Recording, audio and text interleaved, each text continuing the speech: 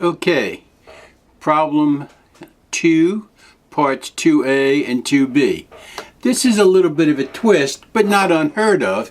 In this case, they're saying suppose the company assigns its costs based on some part of the manufacturing process and not on the units sold or produced. And that's not all that common, but it's not uncommon either. So in this case, they've decided that they're going to base their costs on manufacturing cost per unit.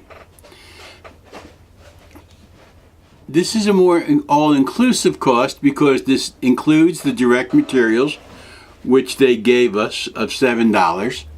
And this includes the direct labor per unit of $4, which they also gave us.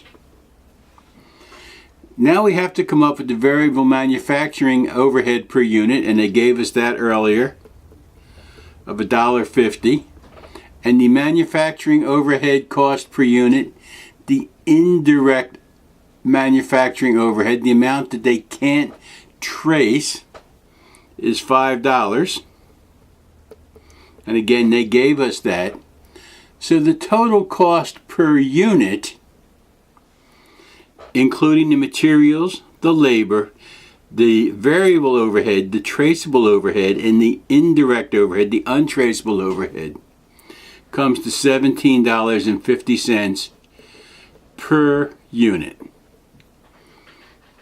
Okay? And we're basing that all on manufacturing costs. So, when we do it that way, we're including the fixed, we're including all the manufacturing costs. So the number of units sold, in this case, were 20,000. And when you multiply those two, you come up with 350,000. So if they base their cost per unit on manufacturing, so they're not looking at it per unit, but they're looking at it on manufacturing cost per unit, including all the materials, then the number of units sold, they're putting it all together. Now, if you remember when we did part 1, we did the cost of the units, the direct manufacturing costs, and then the indirect manufacturing costs. And I think I have that sheet handy. Okay, there was the manufacturing costs from part 1. That's the materials, okay? There's the manufacturing cost, the variable, the fixed, the indirect. Now, how's this for a coincidence? If you add that 130 and that 220, you come up with that 350.